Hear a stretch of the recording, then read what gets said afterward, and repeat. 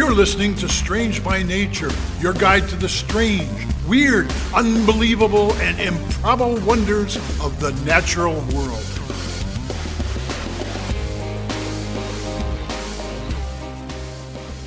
Hello everyone, thanks for being here today. I am Kirk Mona and I am joined today by Rachel Ginza and Victoria Thompson. We are all professional naturalists who together have scoured the world for weird and wonderful wonders just to please your mammalian brain's desire for novelty. Isn't that nice? Let's do this. Hey everybody, welcome back to another week. How's everybody doing? Good, how are you? I'm doing great. Yeah, wonderful. Loving being here and sharing all this weird science and nature with everybody. I want to talk about fungus this week. Ooh. Yeah. Yeah, I want to talk about fungus this week. Fungus. I still have the story of the fungus growing in someone's esophagus, Rachel. Sorry. On my brain from a few weeks ago. It's hard to get out of horrifying. the mind. Yeah. Horrifying. Those of us, our patrons, got to hear the extra special information about expressing the what do you call it? The abscess. That was more horrifying. Yeah. Yep. Sorry. But, I suppose better to have fungus on my brain than literally in my brain. Indeed. Which could definitely, I feel like, will be a topic maybe on the show at some point. Oh, gross. But I got that going for me that it's not in my brain.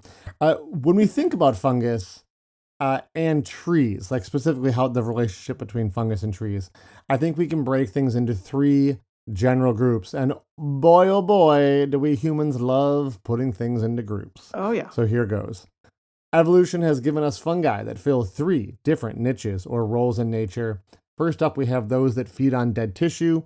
Mm-hmm. I think these are the most common type we think of. These are like the mushrooms growing out of dead trees in the forest. They help recycle plants by breaking them down. When I'm teaching or I go to a school to teach and they're like a school forest, and I'm walking kids around, they're pointing out mushrooms. This is what they're seeing. It's the only type of fungus they usually have learned about, like in their classroom. They're excited to see. Mm-hmm. We call these fungus saprotrophic. So remember that word, saprotrophic. There are two other ways, though, to make a living as a fungus. One is just to be a straight-up parasite. So I guess we're kind of back talking about parasites a little bit. Yeah. You can literally invade a living, healthy host plant. So not a dying, sick one or dying wood, but a healthy host plant, and just mooch nutrients off them and be a parasite, right? I mean, that sounds like a great idea. Not surprisingly, these are called parasitic fungi. So pretty easy one. Ringworm, which you mentioned a few episodes back, Rachel, is an example of a parasitic fungi. Mm-hmm. And so are cordyceps, which have gotten a lot of press in the last year, as cordyceps are the fungi in the hit TV show The Last of Us. There it is. Where they create zombies. I mean, fiction. We've talked about cordyceps, haven't we? Yeah, I think a little bit. Like way at the beginning. Yeah, it was before it was cool. Right. So there was a third way to make a living as a fungus, and that's to be a mutualist. Mm-hmm. So basically, yes, you are taking nutrients from a host plant like a parasite, but you're also giving back something to your host plant to help it survive, so that you can help survive more, so that it can survive. Like lichen? And I think the most, not like a what I'm thinking of is more like mycorrhizal. Yeah, that's what I was thinking of. Yeah, that's that live in the tree roots. That's kind of the most common thing in that case is the fungi are really good at fixing nitrogen and getting that out of the atmosphere, and then giving that to the plant, and the plant in return gives it carbon. So that's kind of the plant fungi economy going on there. Okay. So those are nice, neat, clear-cut roles for fungi, and there's no need to ever veer from those boxes, right? I mean, never would nature ever do that to us. Kirk, have you listened to our show? Right. Yeah, no, of course. Nature laughs at our little boxes. So a bunch of researchers have been looking at bonnet mushrooms, also known by their genus name Mycena. That's not John Cena, by the way, but Mycena. Mycena seem to be doing something interesting. So they're commonly thought of as saprotrophs. So that first group we talked about, they live by feeding on dead tissue, like basically old rotten trees. Mm-hmm. But a Danish researcher, Christopher Bugge, I'm assuming, if it's maybe Danish, I'm not sure if he's actually Danish or just working there, and his colleagues, they tested out the tree roots of 10 different tree species. These are healthy, perfectly healthy living trees. And they found Mycena growing in 9 out of 10 of those healthy root samples. What? Those different tree species. These were not dead roots. They were perfectly healthy roots, where a saprotrophic mushroom really shouldn't be, right? Mm-hmm. So what is a fungus that grows by feeding on dead plants doing in the roots of healthy trees? Well, there's 2 obvious options. Preparing. Either they are there as parasites or they're there as mutualists helping the trees. And further research has shown it is the latter. They're actually helping the trees by giving them nitrogen in return for carbon. Cool. So weirdly, this known saprotroph, which usually feeds on dead stuff, is hanging out in all these tree roots, being all cool, with also being a mutualist. And this is weird because while a saprotroph can live alone, essentially, most of the mutualists that we know of are completely dependent on their hosts to get nutrients to survive. Like they can't even create their own nutrients. We're clearly, to some degree, the saprotrophs can do that. So Mycena don't need to be there. They don't depend on nutrients from living plants to survive, but here they are. It seems like a weird thing, but it's really quite brilliant. So they just like the company. As a mutualist, well, yeah, right. I mean, kind of, but living as a mutualist it's a good gig, right? Like you get lots of carbon, which helps you grow. But for most mutualists, when this host species dies, well, then you're in trouble, right? Right. Because you're not going to get what you need anymore. But Mycena, they're like, the restaurant is shut down and not serving food. Oh, okay, that's cool. I'll just eat the restaurant instead. The fungus is already there, ready to devour the remains of the tree once it dies. It doesn't have to compete with other fungus for the right to decompose this tree. They've been there all along. They are first. They've already colonized the entire tree ahead of time, and It's a huge advantage and really brilliant. So here's where I think things get really interesting and strange, though. The research team that was looking at this claims we are witnessing fungal evolution, and the ability for a fungus to take on both of these roles may be new. And that really threw me for a loop, as my brain would not have made that same leap. It seems like this is a huge evolutionary advantage. So surely fungus that can do this, shouldn't it have been doing it for like a really long time? And fungus and trees have been around for a long time. And what the authors argue, however, is that the conditions may not have been present to allow for this sort of evolution until recently, or maybe at least not for this species. So here's what they're saying. If you think of an old growth forest, the plant and fungal communities are pretty set in place. You have trees that are many hundreds of years old. If a saprotroph that feeds on dead plants wants to get into the business of being a mutualist, they've got a big problem. The jobs are already taken. The mutualists are already in the roots of these trees, and they've been there for hundreds of years. There's really no way to get a foothold to kind of try out this other way of being. These researchers are arguing that humans clear-cutting forests and starting them over from scratch may have changed the evolutionary conditions and pressures on this fungus. There are no established colonies of mutualists in a brand new plantation of even-age young trees. There's a window of opportunity. And the Mycena fungus, they claim, was able to take advantage of that and take on this mutualistic role. I'm not sure I buy that yet. I mean, old growth forests are not the monolithic things we assume them to be. Historically, there were lots of forest fires, and sections of the forest were regularly taken down to bare soil by fires, and succession would start over. So any of those would have been opportunities for a change in what fungus might be present. Perhaps, though, it could be that those small clearings like this that are caused by these fires, Mycena because of some of those small clearings, Mycena developed the ability to be a mutualist. That was kind of in their DNA. And then these huge landscape-wide clear-cutting things that we have done by human hand have really given them the opportunity to evolve even further without as much competition kind of holding this back. Huh. Who knows?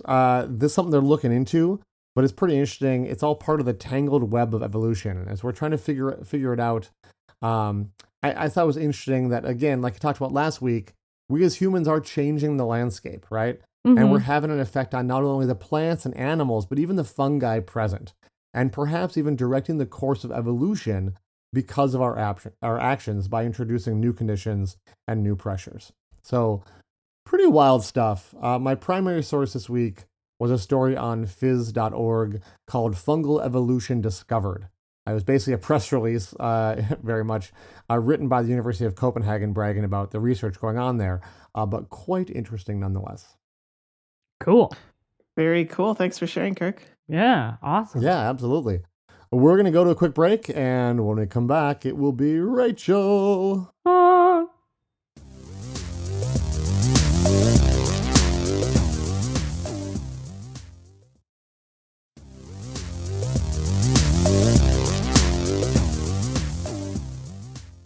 Alrighty.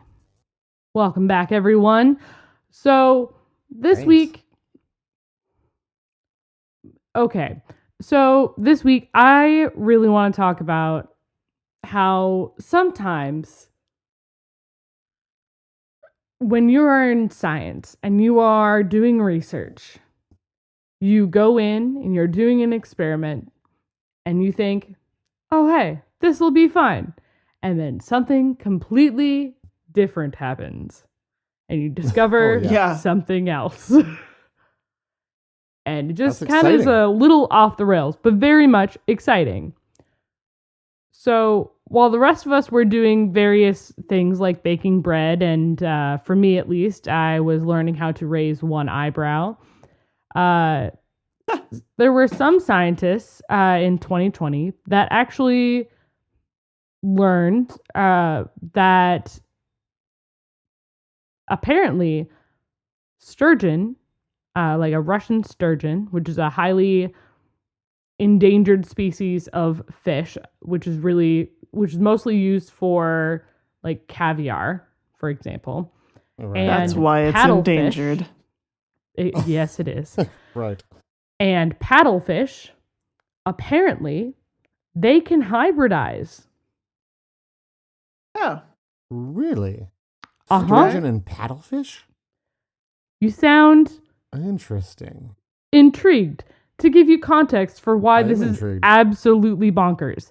So what the scientists were doing is they were truly trying to figure out a way to help out the Russian sturgeon. They were using gynogenesis, which is a type of asexual reproduction, to fertilize sturgeon eggs. They were just trying to, I don't even know what their original question was, to be honest. But they... how can we make more caviar? Pretty much. I think it was how pretty can we much. make more caviar and not take away from the sturgeons that are already out there, right? So in order to do that, you generally will want to fertilize those eggs with the sperm of a fish or whatever that can't be, there's no possible way for it to work. And it did. Wait. Also, Wait, what worked? The gynogenesis? The gynogenesis, they were using paddlefish sperm to fertilize the sturgeon eggs, and it actually fertilized the sturgeon eggs and created viable fish. Why were they trying to fertilize them with the wrong species? Well, it was an accident. Oh, okay. Which is even better, right? I'm confused. So if they were trying to do gynogenesis, which if I understood you correctly, and from the name, it sounds like it's a asexual reproduction using only female cells. Why were they doing any sperm at all? Well, I wonder if there's something where you were trying to use sperm from a species that can't um, fertilize it, but that somehow it might cause cell division or something, just the presence of it being there. Oh, I think maybe that was so. the idea Yeah, okay. behind All it. right. And they're like, well, we need to find something that you absolutely will not be able to fertilize it. At least Like, use these there's no paddlefish. way. And It'll like, be fine. Oh. So like the And sperm then- will trigger it to happen, but it doesn't actually incorporate the sperm normally. Exactly. Except that it did. Okay. Except it happened. Not supposed to be able to work at all. Like, to give you all context, or to give Okay. everyone context, these are two very, very old lines of fish. And they're very, very spread True, apart. Their last common ancestor of Russian sturgeon and a American paddlefish is 140 million years back. That's a So- little ways back. Yeah. Wow. Wow. To give you context, that would be like us trying to hybridize with like a platypus. To give us So, like Rachel, yes, I gotta know. Like, yeah, do we have photos? yes, we have Like, photos. Do they raise these? Yeah, Awesome. there was a Oh, wow. 70% like most like hybridizations are not good.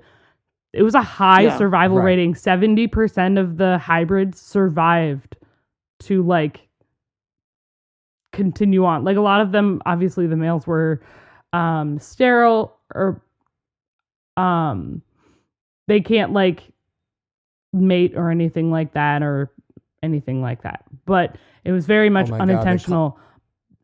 They called them That is not what they called sturtlefish. them. Sturtlefish, yeah. Sturtlefish. Oh, I love it. Sturtlefish. It's a great name. That's great. But it's 70% of these hybrids survived to past like the tenuous little young ages to point where they were adults. So generally speaking, they're not looking at trying to like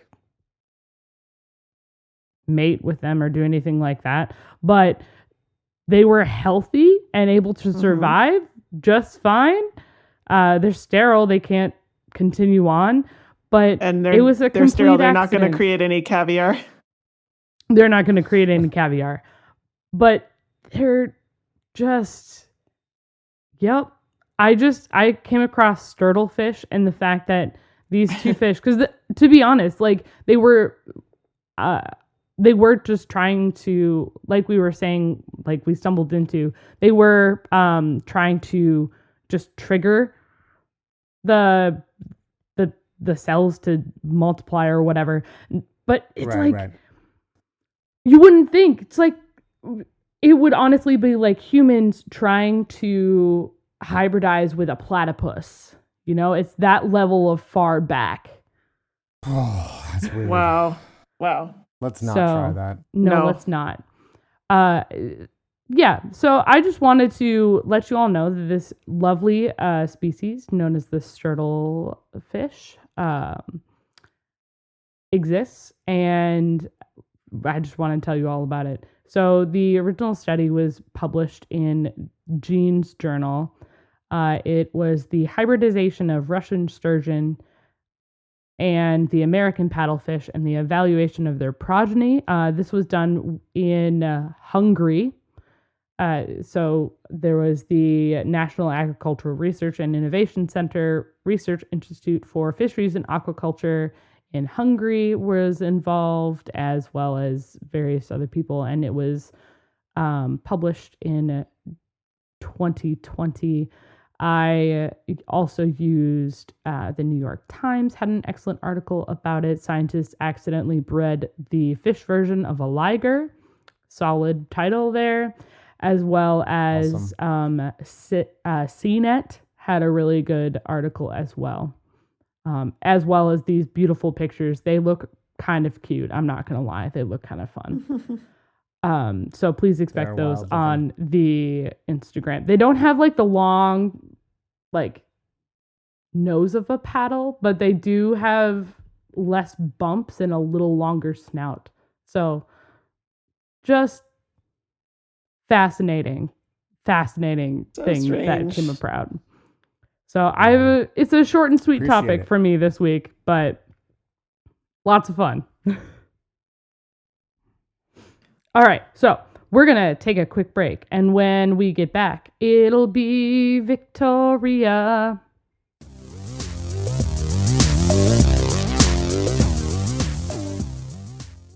So I was listening to that episode you guys did without me a few weeks ago, the one with the rat lungworm and the cross-species fungal infection, which was, I think that's really up there in terms of gross episodes that we've done.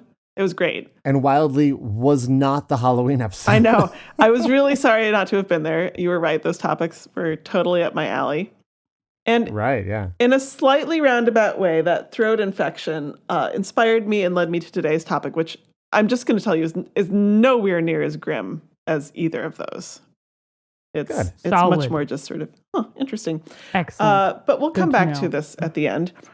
I am going to start off today by talking about Karl Reinhold August. Okay. I'll start over. That is quite a name. Yeah, Karl Reinhold August. I wasn't even done. Wunderlich. Oh, Karl was a physician, wow. a medical professor, and a psychiatrist who lived in Germany from 1815 to 1877. He did lots of stuff in his career, but what he is most famous for is two related things. One, he is often credited with inventing the clinical thermometer. You know, like if you're feeling sick and you need to take your temperature with a thermometer, that kind of thermometer. However, Karl did not, in fact, invent the clinical thermometer. He didn't even pioneer the clinical use of the thermometer. There are, in fact, works of science and medicine going back to like the 17th century that recommend using thermometers to measure the intensity of fevers. okay. But what Karl... He just got the credit. Yeah, he got the credit. What he actually did and what he's most famous for is he determined the average human body temperature. So that's helpful. That guy. So the famous that guy. 98.6 degrees Fahrenheit, 37 degrees centigrade, that is Karl. Okay. Gotcha. I mean... Way to go, Karl. Yeah, Karl Come on, Karl. compiled a truly massive amount of data on body temperature. Several million temperature readings taken from approximately 25,000 patients over 18 years. Do we know how good his thermometer was, though? Well, there's been some discussion about that. We'll kind of come back to that later a little bit. The mind does boggle at the scale of this data, though, and he analyzed all of that without a computer, needless to say. By hand. Man, that's some big data. I mean, he probably had some assistance, let's be real.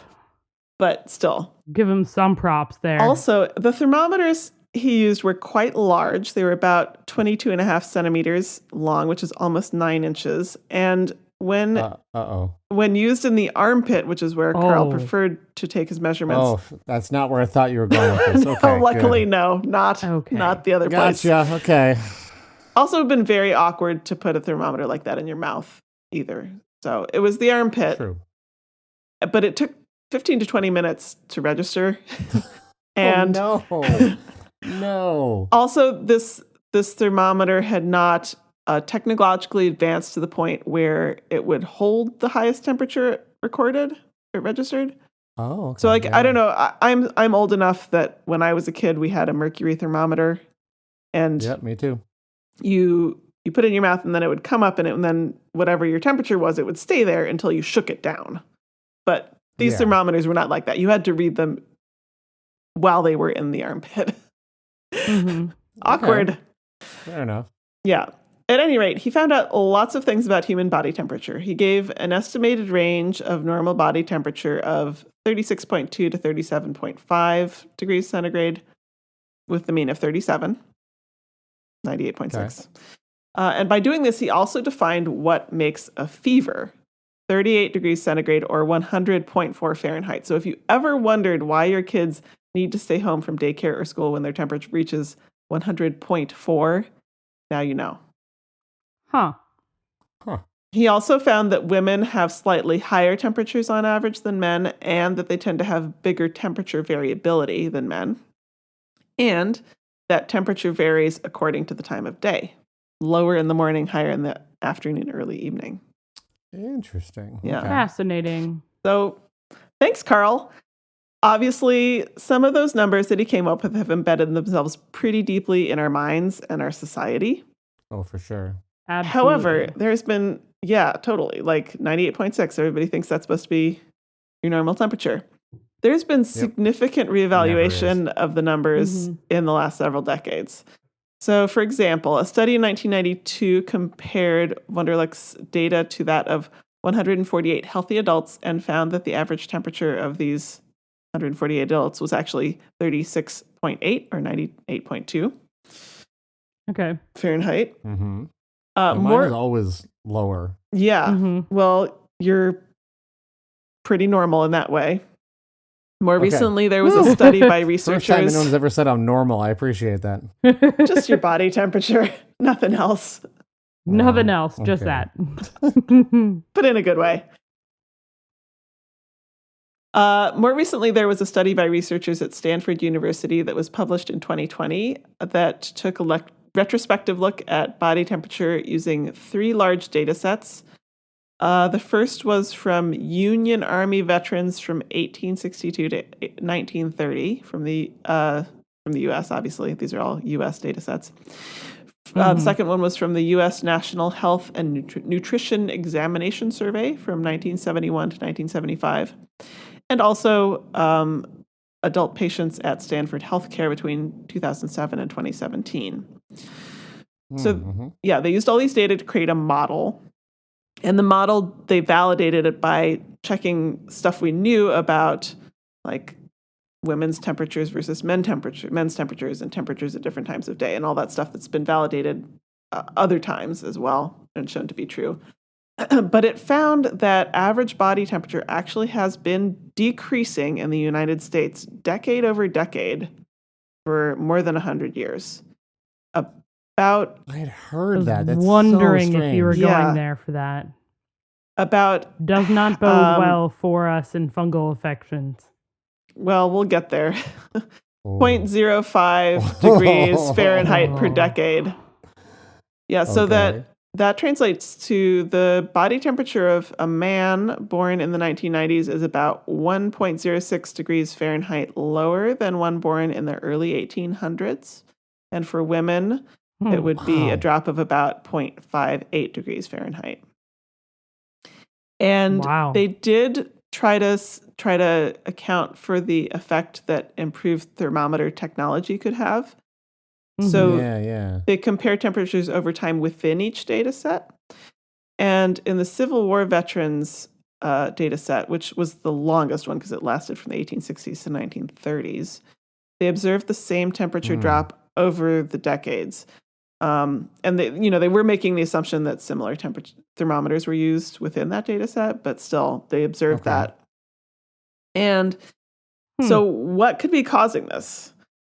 The researchers have a couple hypotheses. One is that the dropping temperatures may be due to less infectious disease burden, basically due to the improvements over the last 150 years in treatments, prevention, sanitation, hygiene, availability of food. Like, for example, like a lot bigger percentage of people in the 19th century were infected with things like tuberculosis, syphilis, gum disease, chronic infections that always had a little low-grade fever. Like chronic inflammation. Exactly. They also hypothesize that living, as many Americans do, in comfortably heated and cooled homes contributes to a lower metabolic rate. And body temperature correlates with metabolic rate to a large extent. Our bodies simply don't have to work as hard to keep themselves at the right temperature. And that lowers our temperature overall, which that sounds funny, but that's kind of what the idea is.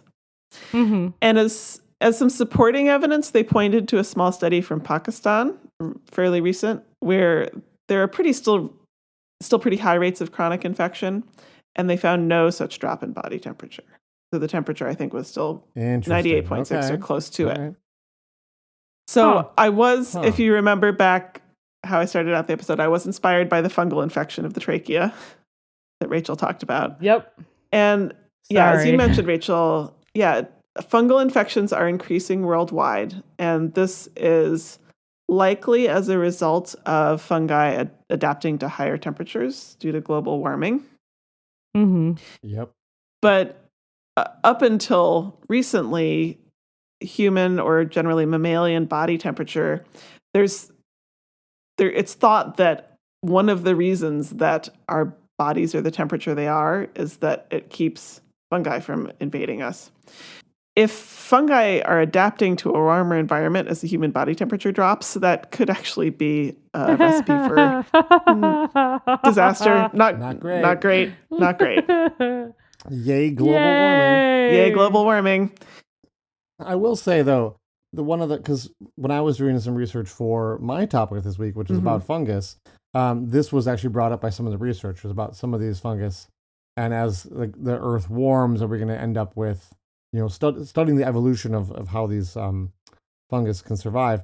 And one of the things they pointed out is that yes, while the Earth is getting warmer, a lot of the Earth, like especially in the tropics and whatnot, is already warmer than we would expect. Yeah. We're going to see it in other places, and we haven't seen humans there been getting these. Well, there are more the fungal fungus is there. infections in the tropics. There are, yeah, but they're saying that they're wondering if we haven't seen this sort of disaster, doom and gloom, cordyceps taking over and creating zombies in the tropics yet, then we're probably okay. Okay. Yeah. Well, hopefully that's true. Well, hopefully we'll be optimistic about it. We'll try. My sources this week were a couple of papers: Karl Reinhold August Wunderlich and the Evolution of Clinical Thermometry, which was from March 1994 in Clinical Infectious Diseases, and also a critical appraisal of 98.6 degrees Fahrenheit, the upper limit of the normal body temperature, and other legacies of Karl Reinhold August Wunderlich, which was in JAMA in September 1992. Also, the Stanford Medicine website and Wired magazine. Yeah. Amazing. Good stuff this week, everyone. That's what we got this week. Thanks, everyone, for listening. We'll see you all next week. Bye. Thanks, everyone, for listening to today's show. Be sure to subscribe. New episodes drop every Wednesday, and we love sharing this strange world with all of our listeners. If you would be so kind as to leave us a 5-star review, that would be great. It lets other lovers of the strange discover the show. You can reach out to us on social media by searching for Strange by Nature Podcast on Twitter, Facebook, and Instagram. You can send us an email as well. Our address is contact@strangebynaturepodcast.com. If you want more information about the show, you can also check out our website, which is strangebynaturepodcast.com. Until next week, get outside, stay curious, and embrace the strange.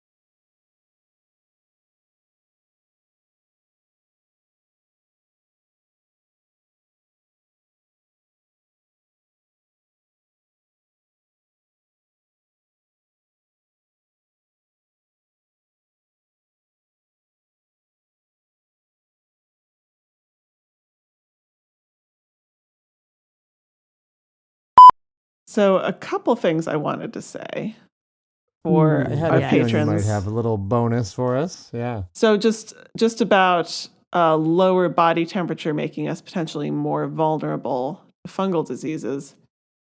They think Right. that is what is going on with the white nose syndrome that's decimating bat populations, because it Interesting. it Yeah. affects them when Okay. they're hibernating, which is a time when their body temperature drops from what it normally Yeah. is. That makes sense. Yeah. Mm-hmm. Wow. Okay. Huh. Glad I don't hibernate now. Yeah. Wake up with white nose syndrome. Yeah. Right. I'd prefer not to. You don't but- live in a oh my cave, gosh. though, so that probably helps. I mean, maybe I would if I hibernated, though. Who Right. knows? Well, yeah. Be fun. The other thing I wanted to talk about is there's one particular fungus that has been coming to the attention of the medical community in just the last 7 or 8 years, Oh, Called- no. Okay. Candida auris. And actually, Radiolab did a really great episode a few years ago about this called Fungus Among Us. But Hmm. basically, the course. story is Candida auris is a fungus that's been around for a long time, and it hasn't caused any problems in humans. But then suddenly, simultaneously, at 3 different widely dispersed locations around the world, it started causing serious, like life-threatening infections in humans in hospitals, and is now become extremely widespread. And they, CDC and places like that did a ton of Do not like. Yeah. research and tracking to try to figure out, like, was this transported from one hospital to the other somehow, or was there some medical supplier that was the source of this? And the answer was no. They couldn't find anything, and they think it's just Mhm. Spontaneous. because of some like global warming trigger point that like it adapted to the temperature it needed to adapt to finally invade the human body. Oh, my God. Yay. And now it's becoming a really big problem in hospitals around the world. Wow. Great. Well, when you were talking about the temperature and whatnot, I thought about the giant thermometer that took 15 minutes to get that initial data, and it reminded me of something I hadn't really thought about for a long time. But you're right, Victoria. When I'm just old enough that when I was a kid, you go to the doctor's office and they take your temperature every time, and I have this distinct memory of like the clinic place we used to go to as a kid, and sitting in this one specific hallway in these chairs, kind of where the nurse would take your temperature, and they'd put that glass thermometer under your tongue, and then they'd walk away and go do something else because it took so long. Yeah, like 5 to minutes. get the readout. Yeah, and I remember being like, oh my God, most of my time at the doctor's office is just sitting here waiting for the nurse to come back to check my temperature. And then I remember this one magical day where they came in with this box with a little, coiled cord on it and a little, thing, and they put it under your tongue, and it was not instant. It was like 2 minutes or something, right? And you're like, oh my gosh, it's so fast. Like, they didn't walk away. They just stood there. So maybe it was like a minute or 30 seconds, whatever it was, and it beep, and they're like, oh, there's temperature. And I was like, wait, what? How did you do that? How did you do it so? But if you use one of those now, you'd be like, why is it so slow? Because they just walk up and they're like, boop, instant read, Yeah. But I remember it was sort of that very first sort of digital one. And it was like, oh my gosh, we are in the future. And of course, now it's like, in my drawer upstairs. Well, first I got a digital one for home that took, a minute or whatever. And now we've got like a digital one, you point at your forehead and it beeps and tells you what your temperature is, which is like ridiculous.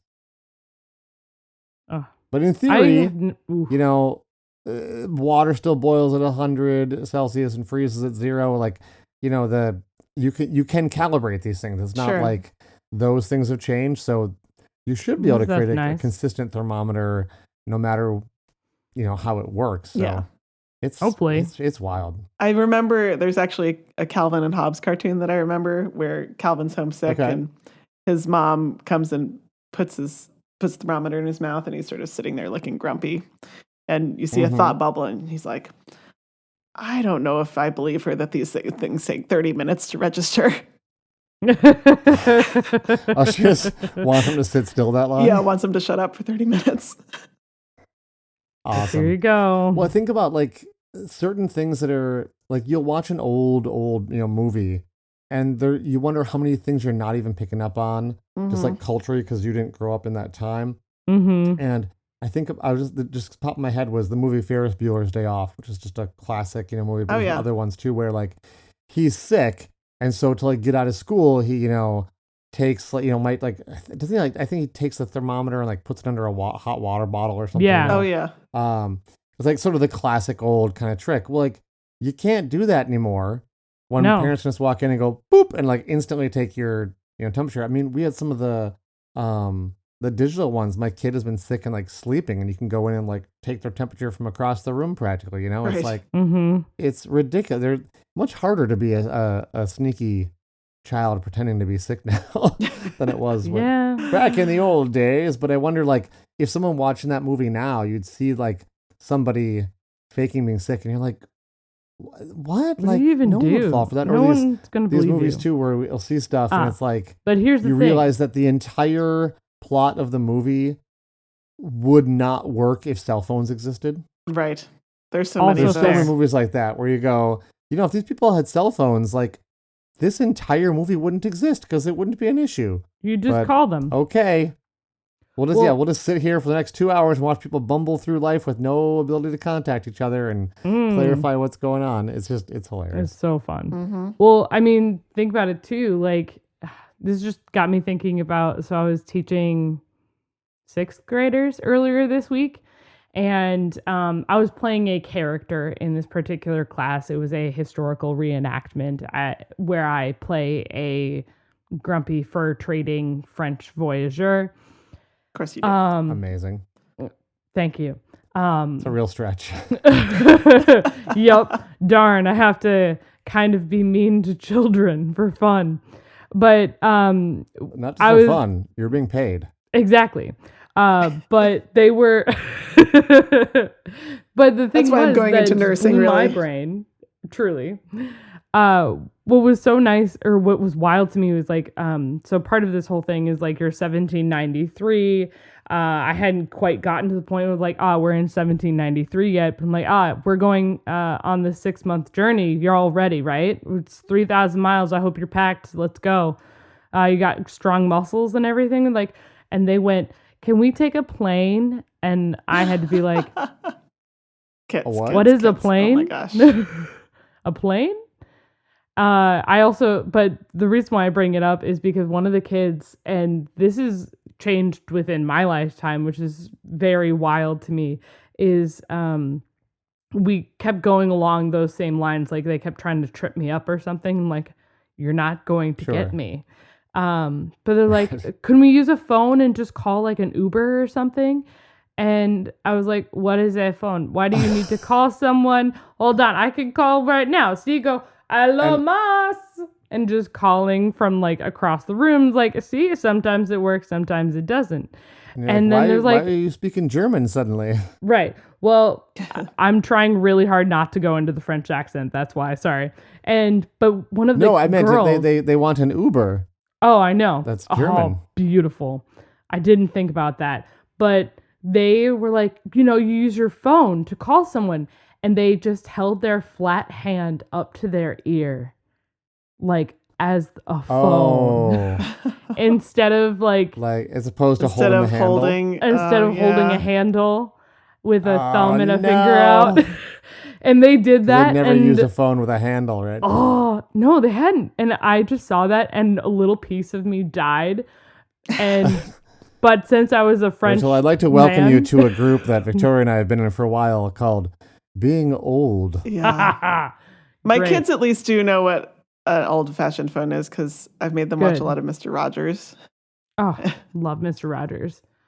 But I will say, along those lines, because I was playing a French character at that point, and I'm like, why are you putting your hand to your ear? Does it help you be louder? I don't understand. So that was kind of fun. Trying to hear better? You're covering your ear. You can't hear that. Am I too loud for you? So that was kind of fun. Amazing. Great. That's great. But yeah, just the differences and changes Yeah. in people is wild. Well, Right. we've strayed that's far it. Everyone from for whatever we listening. started talking about, but We can go into nostalgia for old movies and things sometime. Mm-hmm. I do recall when I was a child, we had a friend who was over. I needed to call his mom to like come pick him up. He said, "Oh, the phone's over there on the wall." And Nora picked it up and looked at it, and it was a rotary phone. And he was gosh. like, "I don't know how to use this." We're like, "What? Really?" And this is like 1982. Like, yeah. there were still lots of rotary phones around, but Yep. okay. Yep. Didn't have it at his house, so he didn't know what to do. I suppose if you've never seen one before, they are strange. Yeah. They, We definitely They had are. one of those when I was growing up. my grandparents did. It was fun to play with. They didn't enjoy Yeah. me playing with it. Make a very satisfying Calling, noise. making long distance phone calls, and yeah. Uh-huh. Well, folks, thank you for being our patrons and listening to us ramble about strange bonus stuff. This stuff doesn't make it into the show, and you can see why sometimes. So thanks for all your support and being there, and everyone have Appreciate a great it. day. Thank you. Thanks, everyone. Bye. I'm gonna stop. Stop.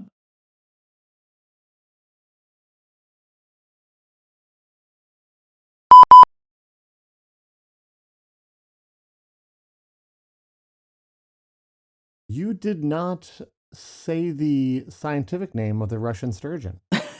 No. Do you see the name of the... Okay, for Rachel? patrons, I would try. Oh my God. Too much of a challenge. She's dropped out. Oh man. It's Acipenser, Gueldenstay DT. Good Lord. I need to look at this. It's yeah, I think Acipenser probably. Acipenser. uh I can do the Acipenser American paddle. Gelden Steady Eye. That's yeah, my GUELDENSTAEDTII. It was some German or Yeah. Dutch scientist named Guildenstedt. Yep. Yep. Mm-hmm. Absolutely. Yep. Has to be. Lovely. I Got saw it. that and I I, was just said curious, why you absolutely left not. Because I have Sometimes it's for the very best, yeah. small amounts of self-esteem. I can do the Polyodon spathula, American paddlefish, spathula. That the I got you American there. paddlefish. Spatula. Yeah, it is. got a spatula? Spathula. That's a fun I will one. say, the one thing I can do that I don't know one. if you mentioned in your story too is that both of these are endangered species. Yeah. The American paddlefish is I apparently the mentioned- only living Yeah. species of paddlefish in the world. Oh, Oh, wow. really? That's I crazy. didn't mention that I part. thought there would be more of them, but I guess I'm reading here Yeah. that the Chinese paddlefish was another type of paddlefish, but it's thought to have gone extinct around 2005. So now the American paddlefish is the Oh. only paddlefish left on Earth that we know of. I suppose something else could And pop it's only up, but found in bummer. 22 Wikipedia- states. Yeah. Right. It's an ancient fish. Wikipedia does say the family is most closely related to the sturgeon, so like they're more related than to other fish, I guess, but still, Sure. like that's a long time to be I mean, they separated. split off from each other during yeah, what it's was a it? long Would be time ago. would be the Mhm. Jurassic And or still be able to Jurassic, hybridize. Yeah, 184 million years. Ooh. That was a while back. Mm-hmm. Sure was. Yeah. Definitely a thing of, we're probably safe if we use this. And, well, I guess we weren't safe. I think my favorite is one of the articles. I didn't say it, but one of the articles, one of the scientists, when they had looked and read the paper when they were doing the researchers and they looked and saw that they had like been successfully fertilized or something, they looked like, wait, what? I'm sorry, did I read that right? What? It's bizarre. Oh, Super bizarre. related to your topic, Kirk, can I say something kind of inappropriate? Yeah. So when you Sure. were talking about the mutualistic fungus that then becomes the saprophytic fungus, Yeah. What sprang into my mind was like grim stories you hear sometimes of like somebody who dies and then their dog eats their body. Oh. Oh, gee. Wow. Not where I thought you were gonna. No, that's not where I thought you were gonna go either. They compared it more to like having like a live-in funeral director. But I mean, to be fair, dog analogy is that's more like a say, cat. Thank you, Rachel. Yes, I think That's there's cat been behavior. I know studies. I remember reading somewhere that said that commonly dogs are very much averse to eating their owners. Cats have absolutely no qualms about just they'll find people who've passed away in their homes, and the dogs won't have eaten them. But if they have a cat, the cats will have nibbled their toes off and stuff like it's. I guess that does make sense. Sure. I think I was thinking in particular of the story of the woman who got what I believe was the very first face transplant. And her face, like she had passed out, maybe she was drunk or something, and her dog had chewed most of her face off. So I'm not saying it usually happens, but it does happen. Oh. Yeah. Oh. Wow. And this took a turn. How passed out are you? Yeah. That your dog starts nomming on your face. Pretty darn passed out. And you don't wake up. Yeah. You're comatose. You, probably drank a bit too much, I would say. Ooh. Now, it's been a while since I read about this, so I could be getting some of the details wrong, but that's what I remember. And that's why we don't include off-the-cuff stuff we barely remember in the main show. Yeah, that's why I was saving that. Our patrons are getting stuff that we think this is accurate, right? As recalled? Maybe. Gosh, how do we end up on face eating from sturtlefish? And I took a left turn. Fungus. Took us on a big left turn. It was a solid left turn, yeah. I didn't expect dogs eating people's faces today. All right, well, No. Life is full of unexpected twists and turns. Yeah.